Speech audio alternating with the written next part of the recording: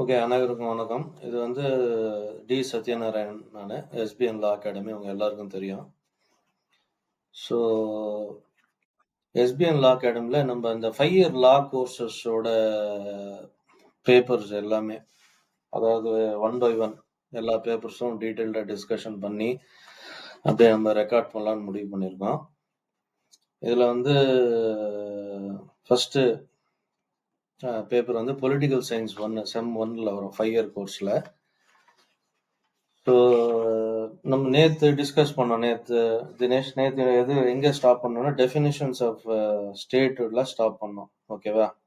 ஸ்டேட்னா என்ன, define the ஸ்டேட்னு சொல்லிட்டு key definitions by certain important people or theorists அங்கே நம்ம க்ளோஸ் பண்ணோம். ஸோ கடைசியாக என்ன டிஸ்கஸ் பண்ணோம்? Definition of state by Aristotle. So ஒரு ஸ்டேட்னா என்ன, அதுக்கு அரிஸ்டாட்டில் என்ன டிஃபைன் பண்ணியிருக்காரு, where he calls it a union of families and villages having for its end a perfect and self-sufficing life அப்படின்னு சொல்றாரு. ஜான் போடின் என்ன சொல்றாரு? he defines a state as an association of families and their common possessions governed by a superpower, okay, or supreme power by reason. அதாவது வந்து ரீசன்ன்றது ரொம்ப important point. அங்க governance should be by reason, not otherwise. அடுத்தது most apt and applicable to the current day I feel என்னன்னு பார்த்தீங்கன்னா R G Gettell. So he defines the state in this manner: community of persons permanently occupying a definite portion of territory. Okay, so ஒரு defined டெரிட்டரியை வந்து பர்மனண்டா occupy பண்ணியிருக்கணும். And they must be independent of external control, meaning external யாருமே வந்து அவங்கள வந்து out சைட்ல இருந்து கண்ட்ரோல் பண்ணாம அவங்க இண்டிபெண்டா இருக்கணும். அவங்க வந்து இண்டிபெண்டா டெசிஷன்ஸ் எடுக்கிறாங்க. இப்போ ஃபார் எக்ஸாம்பிள் ஒரு கலோனியல் கண்ட்ரினா it is controlled by some other state. ஓகேவா? இல்ல வேற ஏதாவது வேசல் ஸ்டேட், இந்த மாதிரி வேற ஏதாவது ஸ்டேட்னா இன்னொரு ஸ்டேட்ல டிபெண்ட் ஆயிருப்பாங்க இந்த ஸ்டேட்ல டெசிஷன்ஸ் எடுக்கிறதுக்கு. ஸோ அந்த மாதிரி இருந்தா we cannot call it as a state. Okay, so it must be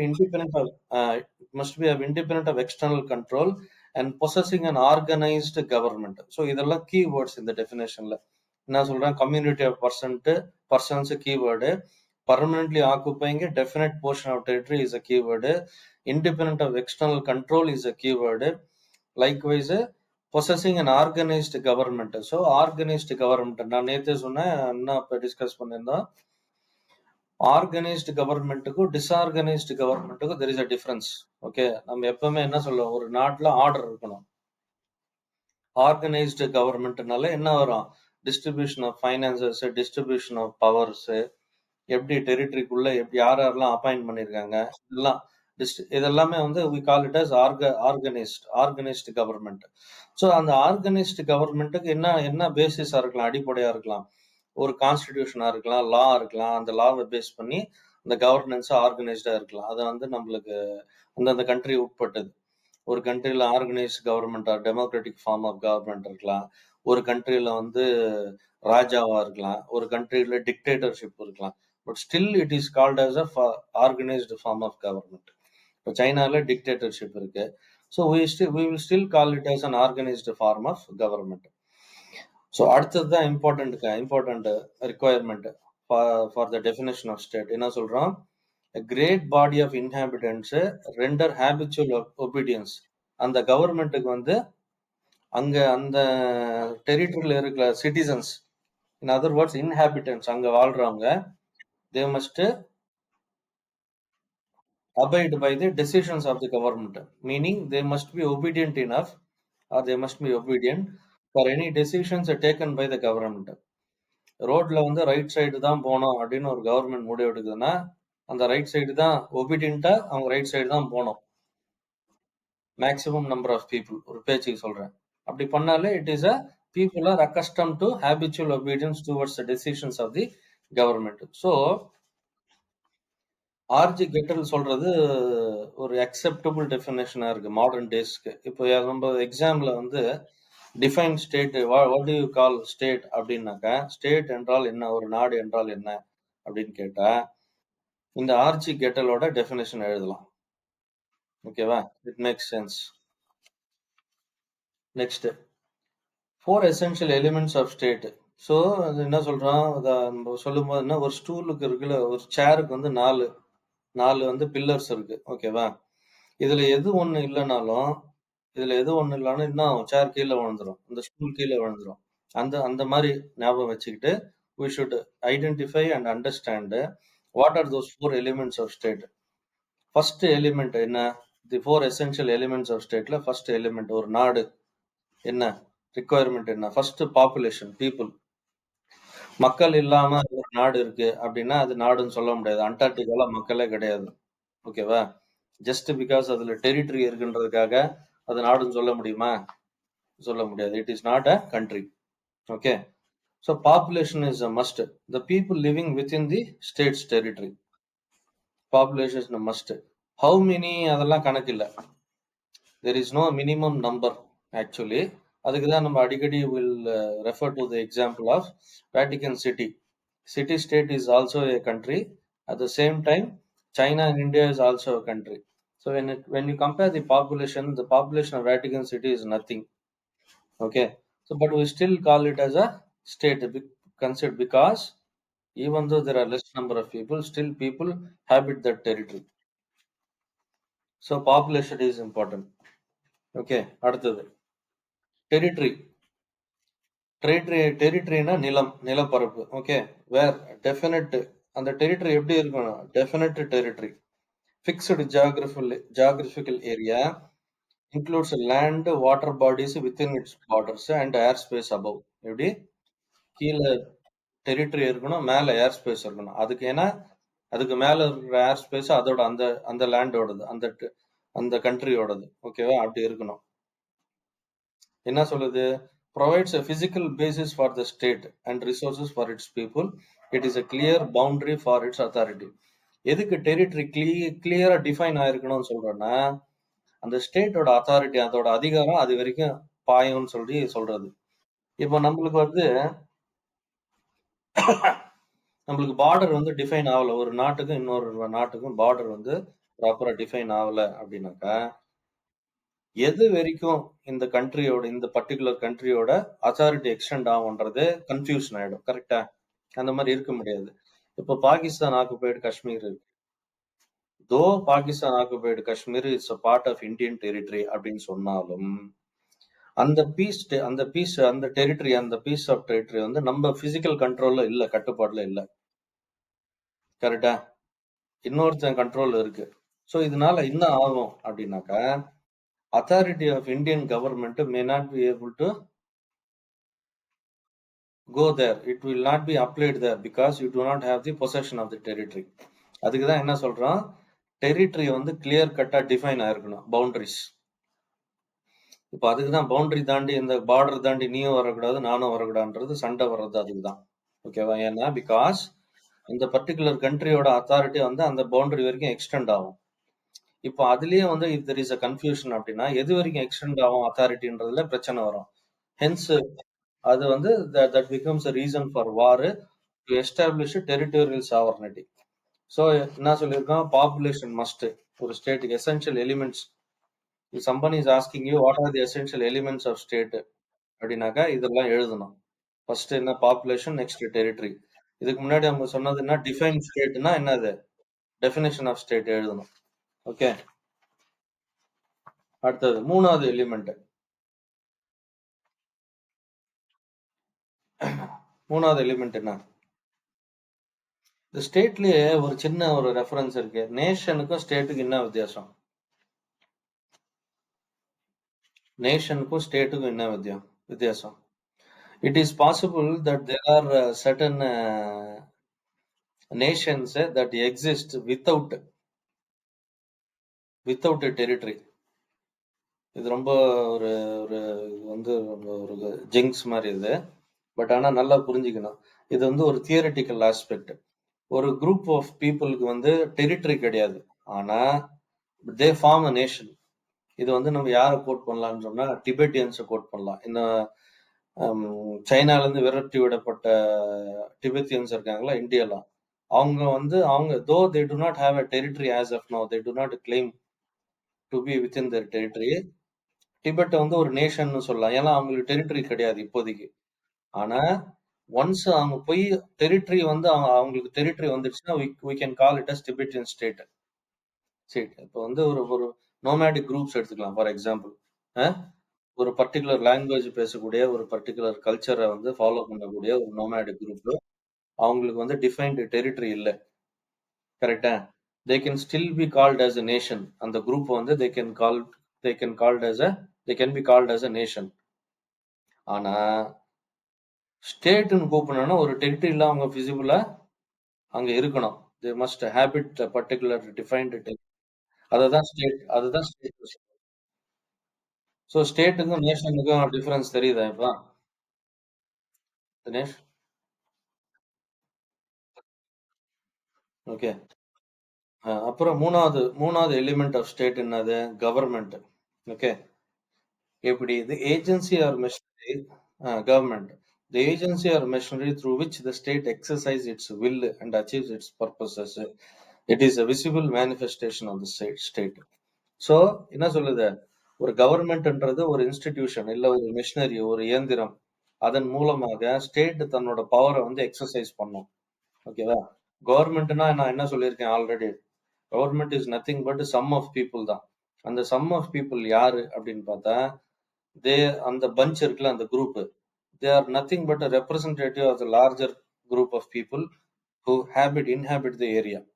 ஓகேவா?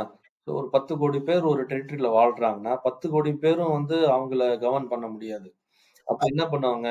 10 கோடி பேர் வந்து ஒரு 10 பேரை எலெக்ட் பண்ணி, அது எந்த முறையிலயோ எலெக்ட் பண்ணி அவங்கள வந்து ஒரு குரூப் ஆஃப் பீப்புளா எலெக்ட் பண்ணி அவங்கள கவர்மெண்ட் ஃபார்ம் பண்ண சொல்லுவாங்க. அந்த கும்பலுக்கு ஒரு தலைவர் இருப்பாரு.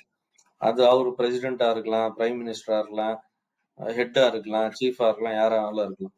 ஆனா அந்த குரூப் என்ன சொல்றோம்? அந்த ஃப்ளாக் அந்த மந்தை என்ன சொல்றோம் நம்ம? We call it as a government. Now government என்ன பண்ணும்? It will exercise its authority.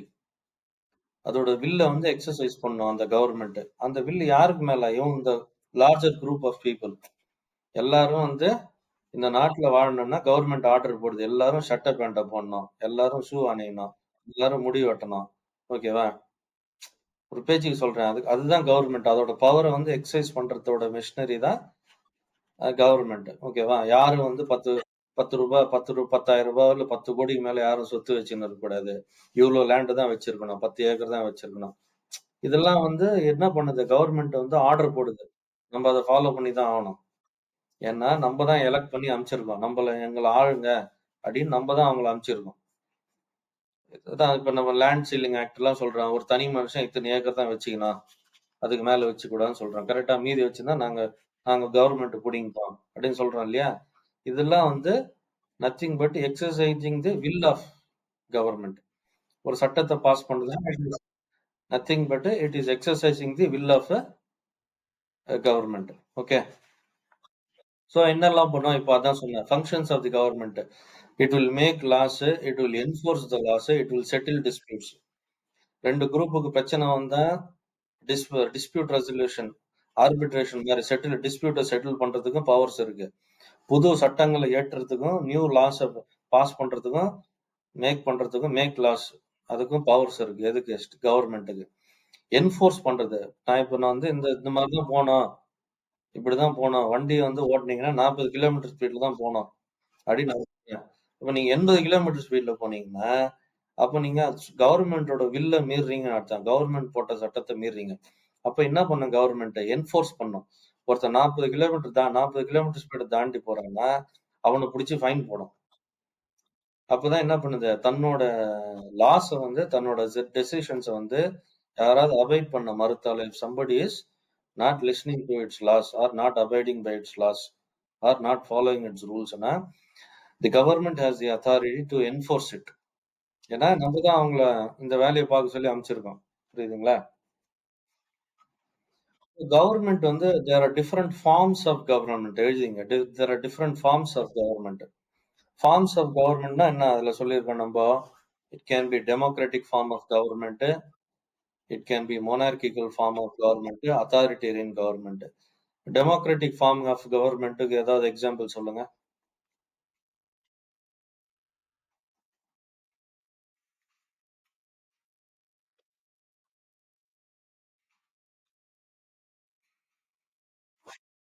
அதான் India. India is a democratic country. At least நம்ம சொல்லிக்கலாம் அந்த மாதிரி.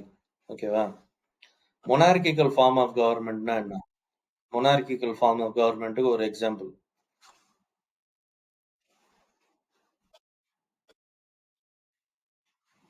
இப்பயும் ராஜா இப்பயும் இருக்கு அந்த மாதிரி. ம். அந்த மாதிரி ராஜா ஆள்ற கவர்மெண்ட் ஒண்ணு சொல்லுங்க எக்ஸாம்பிள்.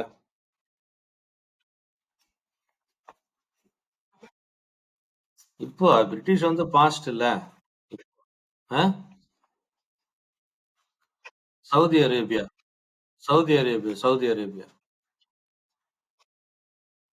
மலேசியா கூட எலெக்ஷன்லாம் இருக்கு. அது வந்து நாமினல் ஹெட் தான் கிங் அங்க. லைக் தாய்லாந்துல நாமினல் ஹெட். இப்போ Saudi Arabia full and full ஒரு ஃபேமிலி, ஒரு கிங், ஒரு மொனார்கிக்கல் ஃபேமிலி தான் ரூல் பண்ணுது சவுதி அரேபியா. ஓகேவா? அடுத்தது அத்தாரிட்டேரியன் ஃபார்ம் ஆஃப் கவர்மெண்ட்னா டிக்டேட்டர்ஷிப், அதிகாரம், அவங்க சொல்றதுதான் சட்டம். அப்படின்னா எந்த எந்த கண்ட்ரியை சொல்லலாம் எக்ஸாம்பிள்?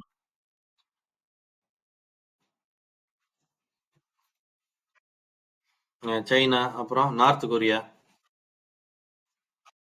அஹ், இதெல்லாம் வந்து authoritarian form of government. Okay.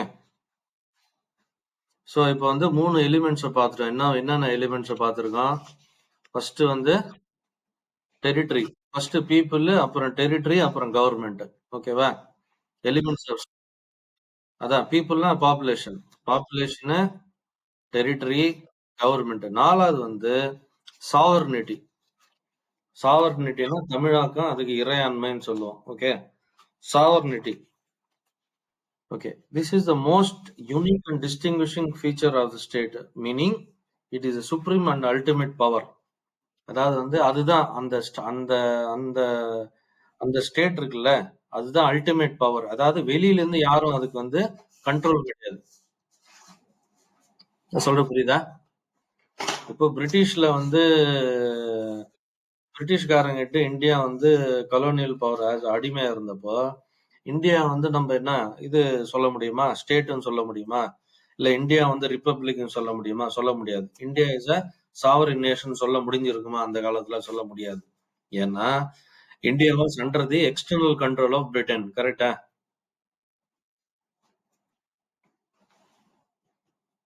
புரியுதா?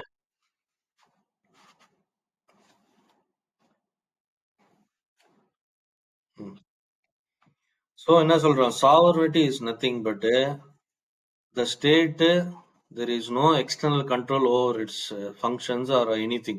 It is the ultimate authority. Okay. So அதுதான் சாவர்னிட்டி. ஸோ சாவர்னிட்டியை நம்ம ரெண்டா பிரிக்கிறோம். என்ன சொல்றோம்? Internal sovereignty and external sovereignty. இது ரொம்ப இந்த டிஸ்டிங்ஷன் ரொம்ப முக்கியம். இன்டர்னல் சாவர்னிட்டியில நம்ம என்ன சொல்றோம்? The state has a supreme authority over all individuals, groups, and institutions within its borders. No one inside can challenge its final decisions. அதாவது இந்த டெரிட்டரிக்குள்ள ஸ்டேட்னு ஒரு பவுண்டரி சொன்னோம்ல, அந்த பவுண்டரிக்குள்ள அந்த ஸ்டேட் எடுக்கிற முடிவு, ஸ்டேட்னா இங்க we are ultimately referring to the government. ஏன்னா கவர்மெண்ட் ஒரு ஒன் ஆஃப் தி எலிமெண்ட் தான், ஸ்டேட்டோட எலிமெண்ட் தான் கவர்மெண்ட். புரியுதுங்களா? Within that state, within that defined territory, அந்த கவர்மெண்ட் எடுக்கிற முடிவுகள் வந்து யாருமே அதை மாற்ற முடியாது. ஒரு சொல்லிச்சுன்னா ஃபைனல், அதுதான். ஓகேவா? அது சொல்லிச்சுன்னா அப்புறம் வந்து அப்புறம் கான்ஸ்டிடியூஷன் இருக்கு. கான்ஸ்டிடியூஷனை வயலேட் பண்ணா கோர்ட் வரும். அதெல்லாம் அப்புறம் கதை அது. இப்போ நம்ம அந்த டெப்த்துக்கு போல. நம்ம ஒரு பொலிட்டிக்கல் பாயிண்ட் ஆஃப் வியூல பார்க்கிறோம். லீகல் ஸ்டாண்ட் பாயிண்ட்ல இன்னும் படிக்கல. From the political science context, with the internal sovereignty is nothing but any decision taken by the government within its territory is final. அதை வந்து சேலஞ்ச் பண்றது யாருக்கும் அத்தாரிட்டி கிடையாது. ஓகேவா? எல்லாருமே வந்து சட்டை போடாம தான் சுத்தணும் அப்படின்னு ஒரு ஆர்டர் போட்டா ஃபைனல். யாருமே சட்டை போடாம தான் சுத்தணும் தெருவுல. ஓகே. ஏன்னா it is final. Nobody can question it's decision. இப்போ நார்த் கொரியால சொல்றாங்கல்ல, மொத்தம் 7 வந்து ஹேர் ஸ்டைல் வந்து 7ஓ 5 தான். அந்த ஹேர் ஸ்டைல் தான் எல்லாரும் யூஸ் பண்ணோம் கடைகள்ல, முடி வெட்டுற கடையில. இதுதான் கம்யூனிஸ்ட் கண்ட்ரி அது. ம். இத வேற நம்ம ஊர்ல இருக்கிற கம்யூனிஸ்ட்காரனுங்க பாராட்டுவானுங்க நார்த் கொரியாவ. ஜனநாயக கண்ட்ரின்ட்டு. அந்த 7, 8 ஹேர் ஸ்டைல் தான் வந்து யூஸ் பண்ணோம். இப்ப அந்த தலைவர் அவர் பேர் நான் மறந்துட்டேன். கிங்யா முன்னா. அவன் ஹேர் ஸ்டைல எவனாவது யூஸ் பண்ணாக்க அவனுக்கு தூக்கு தண்டனை, மரண தண்டனை. புரியுதா? சோ என்ன சொல்றான்? அவன் ஹேர் ஸ்டைல வேற எவனாவது சிட்டிசன், நார்மல் சிட்டிசன் அந்த மாரி முடி வெட்டினா அவனுக்கு தூக்கு தண்டனை. சோ இததான் நம்ம என்ன சொல்றோம்? Internal sovereignty. அது வந்து நம்ம என்ன சொல்றோம்? அது வந்து ஒரு கேவலமான ஒரு செயல் தான். நம்ம அதுக்குள்ள போல. அது நல்லதா? மாரல் வேல்யூ, மாரல் ஜட்ஜ்மென்ட்க்கு நம்ம போல. சாவர்னிட்டின்னா என்னன்னு படிக்கணும் அவ்வளவுதான். அதான் சொல்றேன், இந்த மாதிரி தான் முடி வெட்டணும்னா இந்த மாதிரி தான் முடி வெட்டணும். அதை சேலஞ்ச் யாரும் பண்ண முடியாது. அது வந்து இன்டர்னல் சாவர்னிட்டி. புரியுதா? எக்ஸ்டர்னல் சாவர்னிட்டினா என்ன? The state's independence from external control, it can conduct its foreign affairs without interference from other states. So external சாவர்னிட்டின்னா நாட்டுக்கு அந்த டெரிட்டரி விட்டு வெளியே இன்னொரு நாடு கூட இன்டராக்ட் பண்ணும்பொழுது, ஓகேவா? நான் எவன் கூட போய் நான் அக்ரிமெண்ட் போடணும், எவன் கூட ஒப்பந்தம் பண்றானோ, எவன் கூட நான் பிசினஸ் பண்ணுவேன்றது என்னோட முடிவு. இதை மூணாவது நாடு வந்து நீ அப்படி பண்ணக்கூடாது, இப்படி பண்ணக்கூடாதுன்னு சொல்றதுக்கு ரைட்ஸ் கிடையாது. ஸோ அதை வந்து எக்ஸ்டர்னல் சாவர்னிட்டின்னு நம்ம சொல்றோம். இப்போ இதுல எப்படி எடுத்துக்கணும்னா, நம்ம வந்து அமெரிக்கா சொல்லுது, ரஷ்யா கிட்ட வந்து நீ வந்து என்ன இது ஆயில் வாங்கக்கூடாதுன்னு சொல்லுது. நம்ம என்ன சொல்றோம்? நான் எங்களுக்கு சாவரின் பவர் இருக்கு. நீ வந்து எங்களுக்கு சொல்ல தேவையில்ல. நீ உன் வேலையை பாரு. எங்க இஷ்டம் அது. அப்படின்னு நம்ம பண்றோம். இட் மீன்ஸ் நம்மளுக்கு எக்ஸ்டர்னல் சாவர்னிட்டி இருக்கு. எவனும் தேர்ட் பார்ட்டி வந்து நம்ம கிட்ட எவனும் சொல்ல முடியாது. நீ ரஷ்யா கிட்ட ஆயில் வாங்காத, இவங்கிட்ட வாங்க, அவங்ககிட்ட வாங்காதன்னு எவனும் சொல்ல முடியாது. அது எக்ஸ்டர்னல் சாவர்னிட்டி. புரியுதா? டிஃபரன்ஸ் புரிஞ்சுதா எக்ஸ்டர்னல் சாவர்னிட்டிக்கு?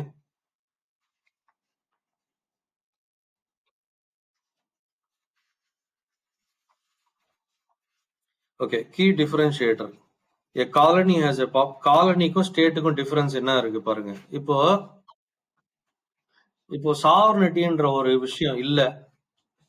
ஒரு கண்ட்ரிக்கு வந்து இறையாண்மை தூக்கிடுங்க. அது என்ன ஆயிடும்? It is a colony. It's not a state. புரியுதா? இப்போ நம்ம வந்து பிரிட்டிஷ் கிட்ட அடிமையா இருந்தோம். அப்ப என்ன நம்ம அடிமையா இருந்தாலும் என்னென்ன இருந்தது நம்ம கிட்ட? பாப்புலேஷன் இருந்தது, டெரிட்டரி இருந்தது, நம்ம உள்ளேயே கவர்மெண்ட் கூட இருந்தது. ஆனால் சாவர்னிட்டி நம்மளுக்கு இல்ல. அப்போ அதனால வந்து நம்மள ஸ்டேட்ன்னு கூப்பிட முடியாது. It is a colony. இந்த டிஃபரன்ஸ் தெரியணும். காலனிக்கும் ஸ்டேட்டுக்கும் என்ன டிஃபரன்ஸ் அப்படின்னாக்கா, a colony will not have a sovereignty, but a state will have sovereignty. புரியுதா?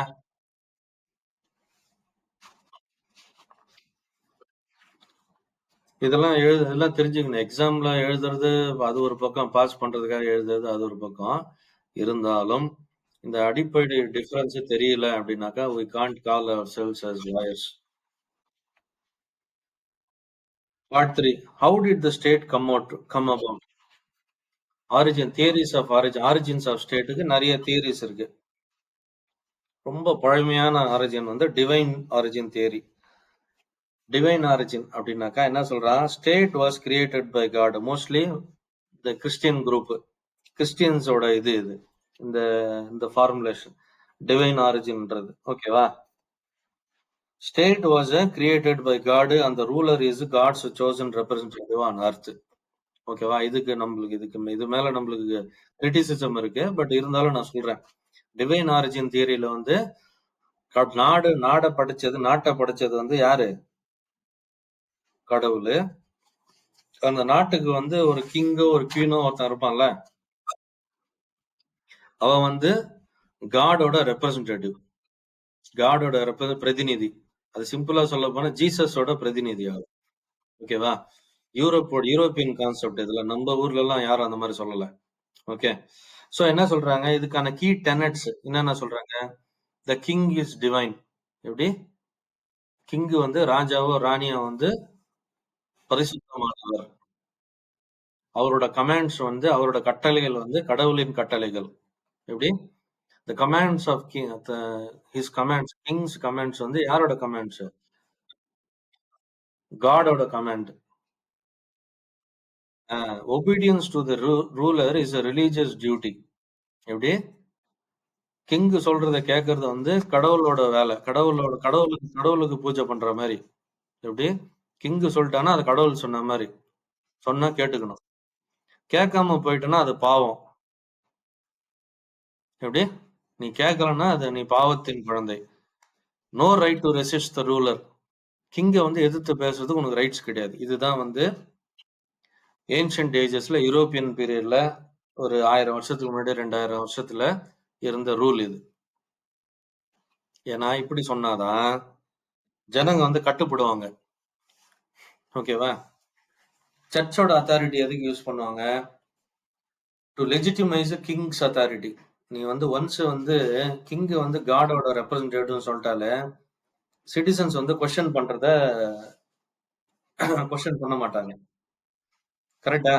ஆமா, கடவுள் ராஜா சொன்னா கடவுள் சொன்ன மாதிரி நம்ம கேட்டுக்கலாம். எப்படி? இதுல ஏதாவது இது இருக்கா? இது நிறைய பேர் பேசியிருக்காங்க. நிறைய நிறைய இது செயின்ட்ஸ், கிறிஸ்டியன் செயின்ட்ஸ் இதை பத்தி எல்லாம் கிங் டிவைன் தியரி பத்தி பேசியிருக்காங்க. இப்போதைக்கு நம்மளுக்கு அது இல்ல, விட்டுருவோம் நம்ம. அது பொலிட்டிக்கல் சயின்ஸ் 2, 3, 4ல வரும். இப்போதைக்கு ரொம்ப பேசிக் கொஸ்டின்ஸ் இது. அது ஒரே நிமிஷம்.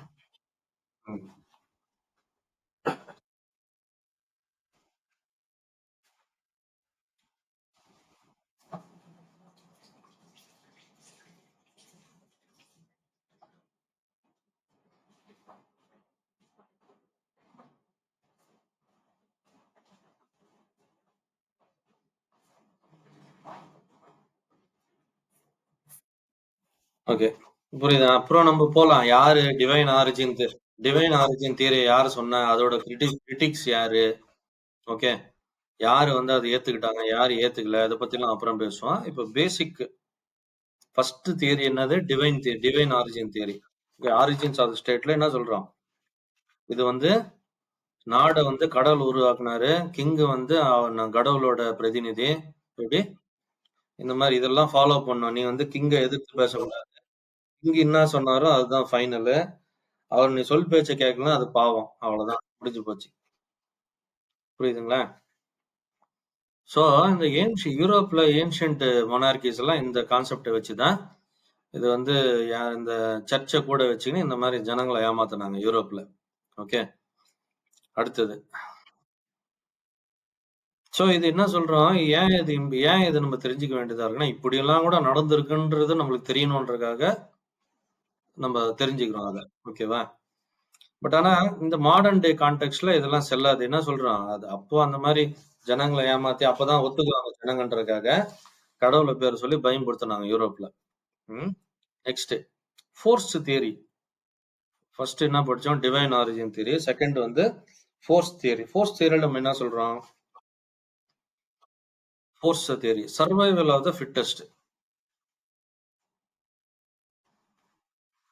எவன் ஃபிட்டா இருக்கானோ அவன் தான் வாழணும் பூமியில. ஃபிட்டா எவன் இல்லையோ அவனுக்கு பூமியில வாழ்றதுக்கு தகுதி இல்லை. இதுல ஃபிட்னஸ்னா we are referring to physical fitness, not mental fitness. ஓகேவா? எவன் பலசாலியோ அவன் தான் பூமியில வாழ முடியும். அப்படின்னா என்ன? அவன் தான் ரூல் பண்ண முடியும். அவன் தான் கிங். அவன் சொல்றதுதான் மத்தவங்க எல்லாம் கேட்கணும்.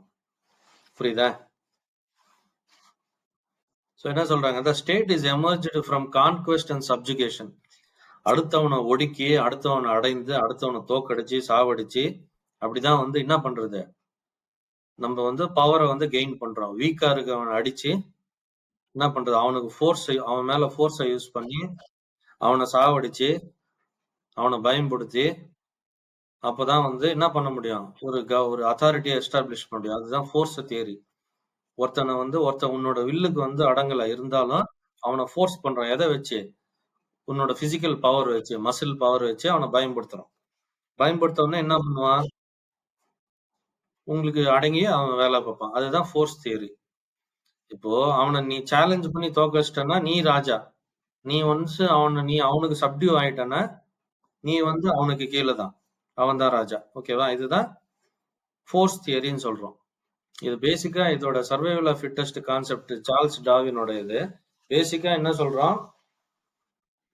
If you are weak, Okay, well, if you are weak, you have no rights to live. Okay, the strong can kill you, and you cannot complain about it. Okay, okay. So இந்த ஒரு reason வச்சுதான் இந்த பலம் physical பவர்ன்ற கான்செப்டை வச்சுதான் என்ன பண்ணாங்க ancient period ஏன்ஷியன்னா primarily within the last the emergency of Christian era. So பவரை யூஸ் பண்ணி எவன்லாம் வீக்கா இருக்கணும் அவனை அடிச்சு அவனை வந்து என்ன பண்றது, அவனை இவங்க கிங்டம்குள்ள எடுத்துன்னு வர்றது, இவங்க அவனை காலனைஸ் பண்றது. ஸோ இந்த தியரி வந்து ஜஸ்டிஃபை பண்ணிச்சு எதுக்கு, பிசிக்கல் பவரை வீக்கான மனுஷன் மேல எக்ஸசைஸ் பண்ணி அவனை வந்து சாவடிக்கிறதுக்கு இந்த force theory has become an excuse. ஓகேவா, மாடர்ன் டேல அதுக்கு சர்வைவல் ஆஃப் ஃபிட்டஸ்ட்னு பேர் வச்சிட்டாங்க. Originally we can call it as force theory. So இதுல இருந்து என்ன தெரியுது, இதோட கிரிட்டிசிசம் பார்த்தா என்ன சொல்லியிருக்கான், force cannot explain the stability or legitimacy of the state. So it ignores consent, shared values, அதெல்லாம் மாடர்ன் இதுன்னா யூரோப்புக்கு மாடர்ன், மற்ற ஏரியாக்கள்ல மற்ற நாடுகள்லாம் இது ஆல்ரெடி இருந்தது. ஜனங்க ஒத்துக்கிட்டாதான் அந்த கிங்குக்கு லெஜிட்டிமசி. நம்ம இதை ராமாயணத்துல சொல்லுவாங்க, எவனோ ஒருத்தன் கொஸ்டின் பண்ணிட்டான்றதுக்காக ராமர் என்ன பண்ணாரு, தீக்குளிக்க வச்சாரு சீதாவை. கரெக்டா? ஏன் அப்படின்னாக்கா கடைசி கட்டத்துல இருக்கிறவனும் ராஜாவை பார்த்து கேள்வி கேட்கலான்றதுக்கு அது ஒரு எக்ஸாம்பிள். அது நம்ம ஸ்டோரிய ராமாயண மித்துன்னு வச்சுக்கிட்டா கூட ஒரு ஆர்டினரி சிட்டிசன் கேள்வி கேட்டாலும் ராஜா வந்து அதுக்கு பதில் சொல்லணுன்றதுக்கு ஒரு இது. ஒரே நிமிஷம் சொல்லுங்க.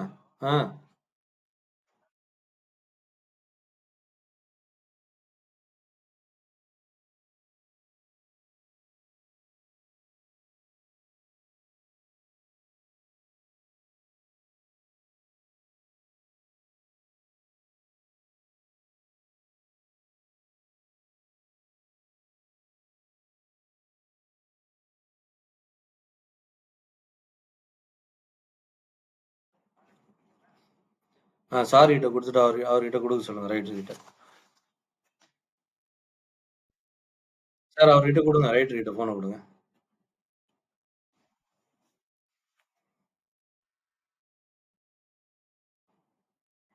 சார் வணக்கம் சார். என்ன சார் என்கொயரி இது? என்ன என்கொயரி சார் இது? சார் நாங்க அவன் மேல 2 கம்ப்ளைண்ட் கொடுத்துருக்கோம், வெங்கடேசன் மேல எஃப்ஐஆர் போட்டிருக்கீங்க. 6 மாசம் ஆகுது, சார்ஜ் ஷீட் ஃபைல் பண்ணல. கம்ப்ளைண்ட் கூட பாதிக்கப்பட்டவனை கூப்பிட்டு நீங்க அங்க ஹராஸ்மெண்ட் பண்ணிட்டு இருக்கீங்களா? என்ன எதுக்கு சார் கூப்பிட்டுருக்கீங்க? என்ன சார், எனக்கு ஒன்றும் தெரியாதுன்னு நினைச்சுக்காதீங்க தயவு செஞ்சு. அவரு வீட்டுக்கு பிரைவேட் பார்த்து அவருக்கு வித்துருக்காங்க. அவரு வந்து பார்த்து இவருதுன்னு அவன் எப்படி சொல்லலாம்? சார் நான் அவங்ககிட்ட பேச வேண்டிய அவசியம் கிடையாது. கொடுத்த 6 மாசம் எஃப்ஐஆர் போட்டு 6 மாசம் ஆகுது, அவன் மேல சார்ஜ் ஷீட் போடுறதுக்கு வழி இல்ல. கம்ப்ளைண்ட் கொடுத்தவனை கூப்பிட்டு ஹராஸ்மெண்ட் பண்றீங்க என்கொயரின்ற பேர்ல. சார் நீங்க இந்த மாதிரி பண்ணா அவனுக்கு வெங்கடேசன் எப்படி சார் பயம் வரும்? மத்த ரோட்ல இருக்கவன் என்ன நினைப்பான், போலீஸ் வெங்கடேசன் ஒண்ணுக்குள்ள ஒன்னா இருக்காங்களா நினைப்பாங்க.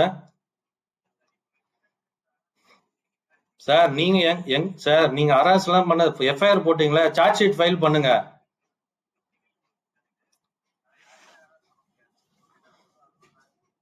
சார்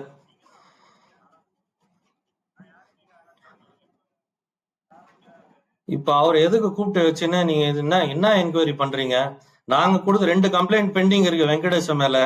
எஃப்ஐஆர் போட்டீங்கல்ல, அவன் மேல சார்ஜ் ஷீட் ஃபைல் பண்ணீங்களா? ஸ்டேட்டஸ் ஃபைல் 6 மாசம் ஆகுது. உங்க என்கொயரியா 3 நீங்க பார்த்து எப்படின்னா பாத்துவீங்க? 3 மாசத்துல ஃபைல் பண்ணதான் சட்டம், தெரியுமா தெரியாதா உங்களுக்கு?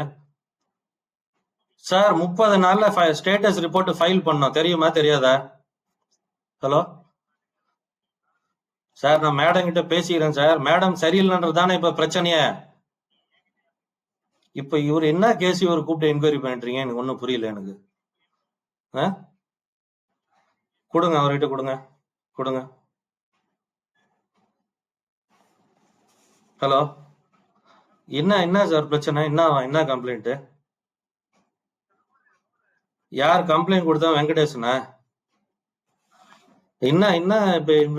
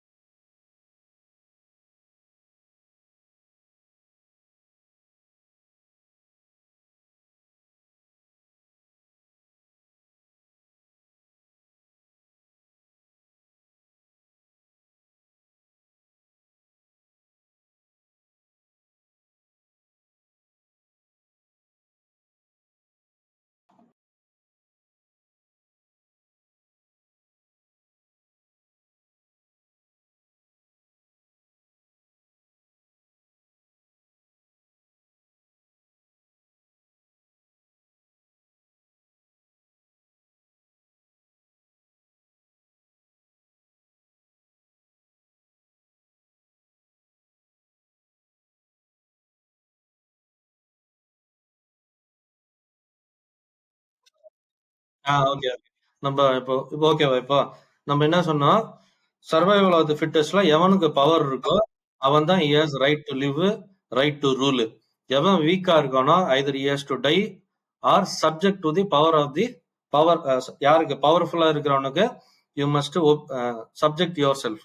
அவனோட அடிமையாவோ அவன் சொல் பேச்சு கேட்டோ இருக்கணும். ஓகேவா? அடுத்தது வந்து என்னன்னா social contract theory. Third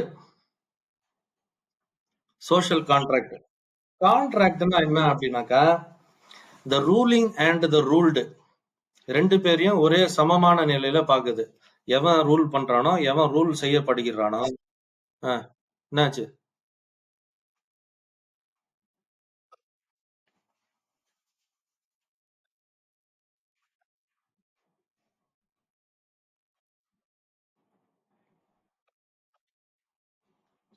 social contract theory. Social contract theory யாரு சொன்னா, அதுக்கு என்ன ஃபேவரா யாரு பேசினா, கிரிட்டிக்ஸ் யாரு, அதெல்லாம் அப்புறம் கதை ஃபர்தர் பேப்பர்ஸ்ல. இப்போ பேசிக்கா இது வந்து என்ன சொல்றோம்? Theories of origin of state. Social contract தியரியில என்ன சொல்றோம்? The idea the state is not a divine creation or product of force but result of voluntary agreement. என்ன சொல்றோம்? கடவுளும் ஸ்டேட்டை கிரியேட் பண்ணல. எப்படி? ஃபோர்ஸை பயன்படுத்தி ஸ்டேட் கிரியேட் பண்ணப்படல. ஸ்டேட்ன்றது என்ன? State is nothing but a voluntary agreement, a contract among individuals. தனி மனிதர்கள் இடையே போடப்பட்டுள்ள இன்விசிபிள் கான்ட்ராக்ட். கான்ட்ராக்ட்னா நம்ம பேப்பர் பிரிண்ட் எடுத்து கழுத்து போறது இல்ல, ஒரு general understanding. Contract can also be நான் ரிட்டன், இல்லையா? ஓகேவா? இதுங்களுக்கு முன்னாடி ஒரு social contract. So people came together to create the state for the mutual benefit. So ஒரு 10 கோடி மக்கள் ஒண்ணா சேர்ந்து என்ன பண்றாங்க? நம்ம எல்லாம் வந்து ஒரு ஸ்டேட்டை ஃபார்ம் பண்ணிக்கலாம். ஏன்னா இது ஸ்டேட் ஃபார்ம் பண்ணாதான் ஆர்கனைஸ்டு லிவிங். நம்மளுக்கு அப்போ ஸ்டேட்னு ஃபார்ம் பண்ணா அதுக்கு ஒரு கவர்மெண்ட்டை வைக்கணும். அந்த கவர்மெண்ட் கிட்ட நம்ம குறைகளை சொல்லிக்கலாம். அவங்களும் வந்து என்ன பண்ணுவாங்க? நம்ம அவங்கள வச்சோன்றாக நம்ம குறைகளை கேட்டு அவங்க செயல்படுவாங்க. இது வந்து it is a contract among individuals. கரெக்டா? ஸோ என்ன ஸ்டேட் ஆஃப் நேச்சர் என்ன சொல்றோம்? ஏன் இந்த மாதிரி கான்ட்ராக்ட் வரணும் அப்படின்னாக்கா, conditions in the state of nature became unbearable, leading people to agree to form a government. So once upon a time என்ன ஆகுதுன்னா, ஜனங்க வந்து சொல் பேச்ச கேட்க மாட்டேன்றாங்க. அதாவது என்ன பண்றது, யார் யாருக்கெல்லாம் வந்து பவர் இருக்கோ, யாருகிட்டலாம் கிரவுட் அதிகமா இருக்கோ, அவங்க என்ன பண்றாங்க, இன்னொரு வீக் குரூப்பையோ, கம்மியான நம்பர்ல இருக்கிறவன என்ன பண்றான், துன்புறுத்துறான். அவனுக்கு வர வேண்டிய ஷேரை இவனே புடிங்கிறான். இந்த மாதிரி பிரச்சனை எல்லாம் இருக்குன்றனால என்ன பண்றாங்க, ஒரு அக்ரிமெண்ட்டுக்கு வராங்க. இந்த மாதிரி நம்ம வாழ்ந்தா காட்டு மிராண்டியா தான் வாழணும், டீசெண்டா மனுஷனா வாழணும்னா என்ன வேணும், ஒரு காமன் அண்டர்ஸ்டாண்டிங் வேணும். காமன் அண்டர்ஸ்டாண்டிங், நம்ம எல்லாம் ஒன்னா சேர்ந்து ஒரு கவர்மெண்ட்டை ஃபார்ம் பண்ணுவான்.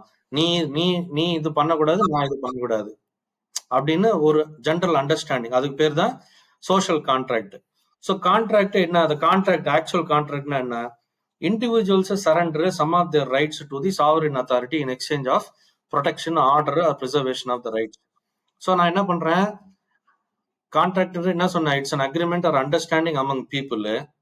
இப்போ அவங்கள வந்து பீப்புள் எல்லாம் சேர்ந்து ஒரு கவர்மெண்ட்டை செலக்ட் பண்றாங்க. அந்த கவர்மெண்ட்டுக்கு சர்டன் ரைட்ஸை இவங்க விட்டு கொடுக்குறாங்க. சர்டன் ரைட்ஸ் சரண்டர் பண்ணிடுறாங்க. எதுக்காக சரண்டர் பண்றாங்க, எக்ஸ்டர்னல் த்ரெட்ஸ். அந்த காலத்துல வந்து என்ன பண்ணுவாங்க, இவங்க எல்லாம் சேர்ந்து ஒரு டஃப்பான கிங் அப்பாயிண்ட் பண்ணுவாங்க. பிசிக்கலி பவர்ஃபுல்லான கிங் அப்பாயிண்ட் பண்ணி அவனுக்கு வந்து ஒரு படபலத்தை கொடுத்துட்டு இவங்க ஒரு 10,000 பேர் இருப்பாங்க. ஓகேவா, இப்போ இவங்க ஒரு அண்டர்ஸ்டாண்டிங் வராங்க, நான் உங்களுக்கு இந்த மாதிரி சரண்டர் பண்ணிடுறேன், சர்டன் ரைட்ஸ் நான் சரண்டர் பண்ணிடுறேன், இந்த விஷயத்துல நீ சொல்றதை நான் கேட்டுக்கிறேன். ஆனால் ஆனால் you have to give us protection from the external threats. இப்ப வெளியே வந்து யாரும் வந்து அட்டாக் பண்ணா அந்த கிங் வந்து அவங்களுக்கு பதிலா சண்டை போட்டு எங்களை காப்பாத்துவாரு. புரியுதா?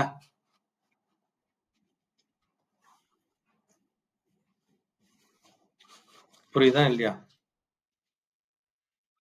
சோஷியல் கான்ட்ராக்ட் ஒரு எக்ஸாம்பிள் சொல்லுங்க, சோஷியல் கான்ட்ராக்ட் எக்ஸாம்பிள் சொல்லுங்க.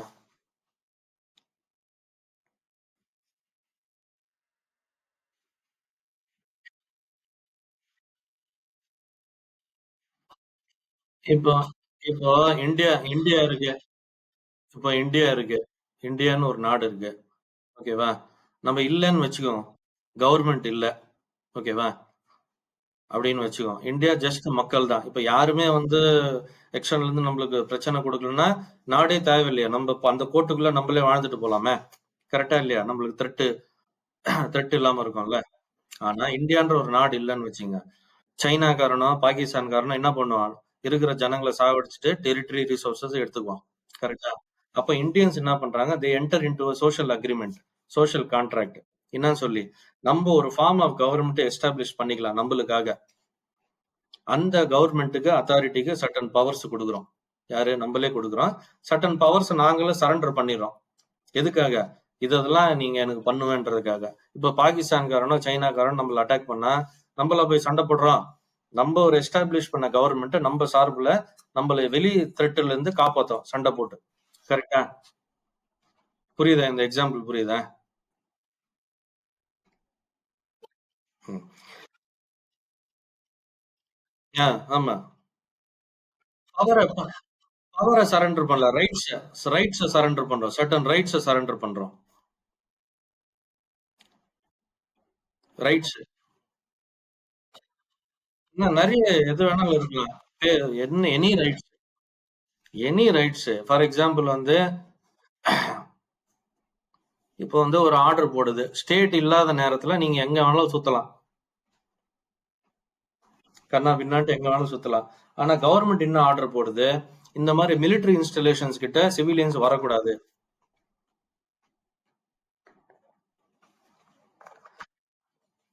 இந்த டெரிட்டரியில நீங்க எல்லாம் வரக்கூடாது சிவிலியன்ஸ் சொல்லுது. ஆனா கவர்மெண்ட் இல்லாததுக்கு முன்னாடி நான் என்ன பண்ணுவேன், எங்க வேணாலும் சுத்துவேன் நானு. இப்ப கவர்மெண்ட் நான் ஃபார்ம் பண்ணதுனால அந்த கவர்மெண்ட் சொல்லுது, இப்ப இந்த ரைட்ஸ் எல்லாம் நான் விட்டு கொடுக்குறேன். புரியுதா இல்லையா?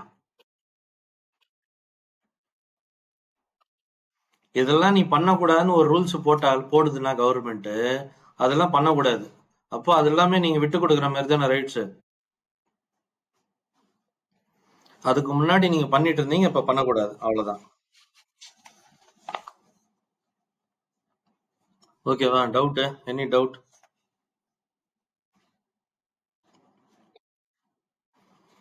ஸோ அதுல நான் சொல்லியிருக்கேன் who are the key thinkers எல்லாம் சொல்லியிருக்கேன். Thomas Hobbes, state of the nature.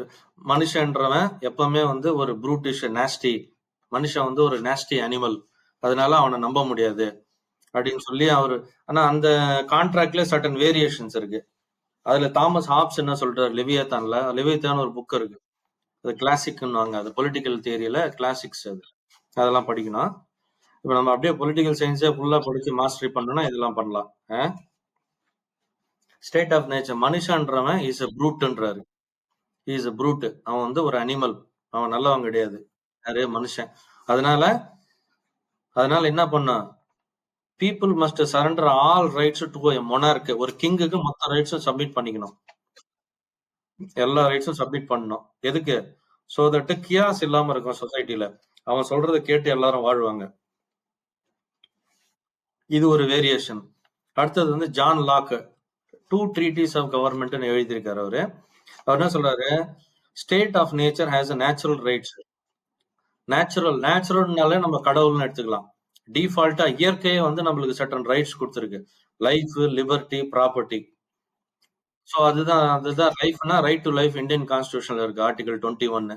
Liberty அதுல வரும், ரைட் டு ப்ராப்பர்ட்டியும் இருந்தது நம்ம கான்ஸ்டியூஷன்ல. இதெல்லாம் போல அந்த பொலிட்டிக்கல் தியரிஸ்ல இருந்து எடுத்து கான்ஸ்டியூஷன்ல போட்டது.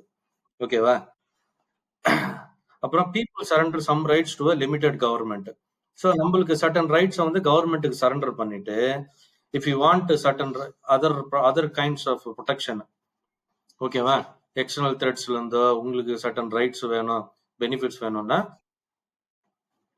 உங்க ரைட்ஸ் வந்து சர்டன் ரைட்ஸ் வந்து கவர்மெண்ட்டுக்கு சப்மிட் பண்ணணும். ஓகே, சப்மிட்னா you must surrender your rights. அடுத்தது வந்து ஜே ரொசாவோ, நம்ம ஃபேவரட்டான ஆள் எனக்கு இவரு. People are good in the state of nature. ஏன்னா இவர் தான் வந்து நம்ம இந்தியன் ஈத்தோஸ், இந்தியா மாதிரி சொல்றாரு, இந்தியன் ட்ரெடிஷன். என்ன சொல்றாரு, மனுஷன்றவன் பை டிஃபால்ட் அவன் ஒரு நல்லவன். எப்படி? People are good in the state of nature, இயற்கையாவே மனுஷன்ற ஒரு நல்லவன். ஆனால் சொசைட்டி தான் அவங்கள கரெக்ட் பண்ணுது, சமுதாயம் தான் என்ன பண்ணுது, அவங்கள கெடுக்குது. Individual surrender to the general will. இண்டிவிஜுவல்ஸ் எப்பவுமே வந்து இந்த ஒரு ஊருக்கு நல்லது நடக்குதுன்னா பொதுவான ஒரு நல்ல விஷயத்துக்கு, ஜெனரல் வில்லுக்கு பீப்புள் சரண்டர் ஆவாங்க. Collective good. Emphasise popular sovereignty and, யாரு, J Rousseau, popular sovereignty and direct democracy. So direct democracy தான் நம்ம இந்த கிராம பஞ்சாயத்துலாம் இருக்குல்ல, கிராம சபை கூட்டம்லாம் நடக்குதுல்ல, ஞாபகம் இருக்கா? தெரியும், கேள்விப்பட்டிருக்கீங்களா? அதெல்லாம் it's a form of direct democracy. Gandhi அதை பத்தி அந்த மாதிரி இருக்கணும்னு சொல்லியிருக்காரு. பாப்புலர் சாவர்னிட்டினா என்ன? People will submit to a general will. இப்போ வந்து என்ன நடக்குது, எலெக்ஷன் நடக்குது, ஓட்டிங் நடக்குது. ஆனா இப்போ வந்து 100 பேர் இருக்காங்கன்னு வச்சுங்களேன். இப்போ ஜெயிக்கிற கட்சிக்கு 30% தான் வந்து ஓட்டிங் ஷேர் வருது, கரெக்டா? 30%, 35% தான் ஓட் ஷேர் வருது. அப்படின்னா என்ன நம்ம எடுத்துக்கலாம், மீதி 65% வந்து என்னது, அகேன்ஸ்டா வந்திருக்குன்னு எடுத்துக்க முடியுமா?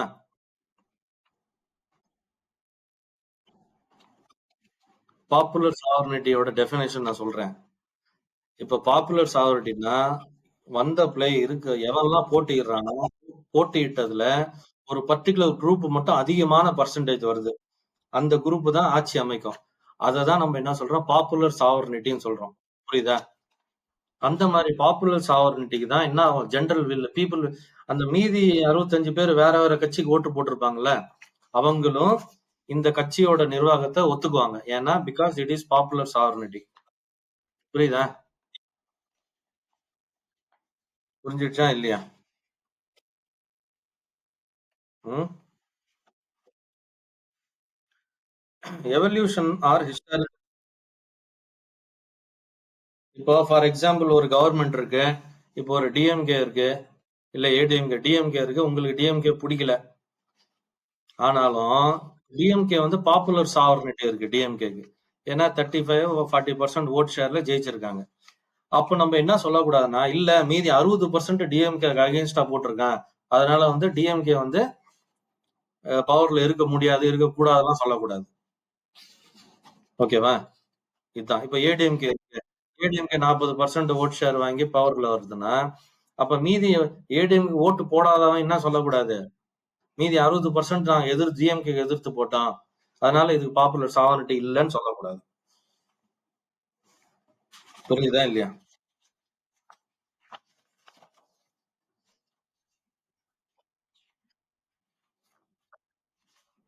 ஸோ இதோட ஸ்டாப் பண்ணுவோம். நம்ம நாளைக்கு கண்டினியூ பண்ணுவோம்.